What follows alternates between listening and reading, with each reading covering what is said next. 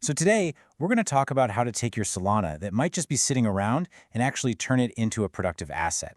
We're going to walk through a really popular DeFi yield strategy, step by step, so you know exactly how it works. Let's dive right in. So let me just ask you this straight up. Is your Solana just sitting there in your wallet, right? If you're nodding your head yes right now, then you might be missing out on an opportunity to really put those assets to work. So let's talk about how you can change that. All right, so here's what we're going to cover. First, we'll talk about what your SOL could be doing. Then we'll get into what Jito staking is all about. From there, we'll walk through the basic yield strategy, and then we'll kick it up a notch with leverage, lending, and borrowing. And you absolutely have to stick around for the end because we're going to cover the risks you need to know before you do anything. Look, the whole idea behind this is super simple. Your Solana has potential to do way more than just sit there while you hope the price goes up.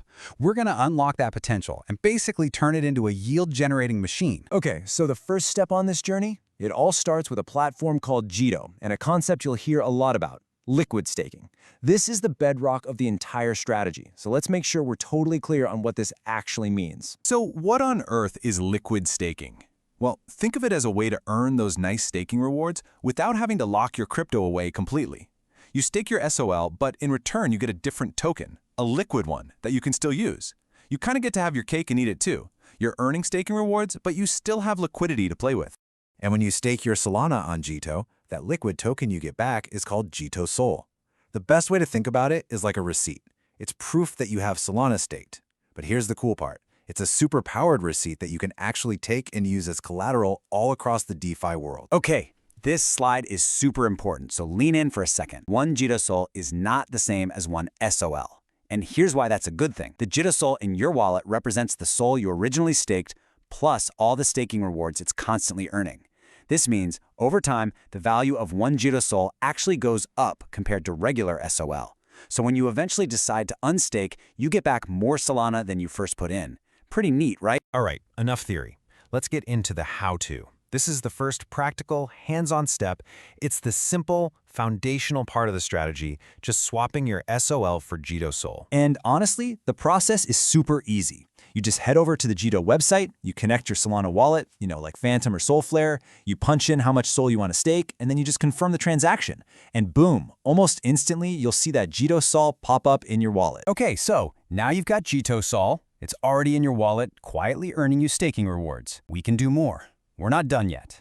Now we're going to take that Jito Sol and really put it to work to generate even more yield by lending it out and borrowing against it. So where can you actually do this? Well, there are a bunch of lending protocols on Solana, but two of the really big ones where you can use your Jito Sol as collateral are Camino Finance and MarginFi. And this is what people call the leverage loop. Here's how it works. You take your Jito Sol, you supply it as collateral on a platform like Camino. Then you borrow another asset against it. Let's say you borrow more Sol. You can then take that borrowed Sol, and what do?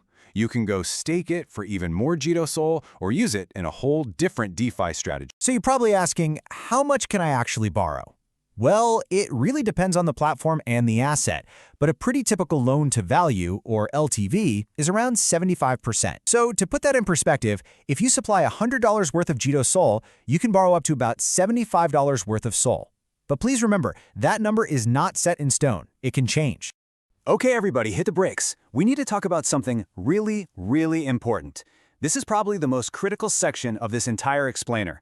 I have to be crystal clear. This is not financial advice. Using leverage like this comes with very real, significant risks that you have to understand before you even think about starting. Let me just say it again so it sinks in. This is not risk-free. I repeat, this is not risk-free. What we've been talking about involves all sorts of risks. Smart contract risk, protocol risk, but the big one, the one that can really get you, is liquidation risk. So, what is the single biggest risk? It's this word, liquidation. Here's what it means.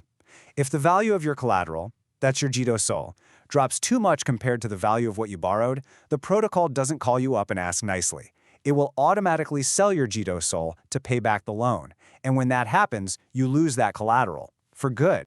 And you gotta understand, the risk isn't the same everywhere. The single most important thing on this slide is that bottom line. Every single website is different. The terms, the loan-to-value limits, the liquidation points, they all vary. You must do your own homework and understand the specific rules for any platform you're thinking about using. Now, the good news is, you're not helpless here. You are in control. You can manage this risk. For one, you can always repay your loan and get your collateral back whenever you want.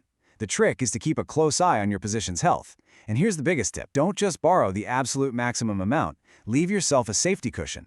That buffer is your best friend and your best defense against getting liquidated. And that's the strategy, from start to finish. We've walked through how to stake, how to lend, and how to borrow on Solana.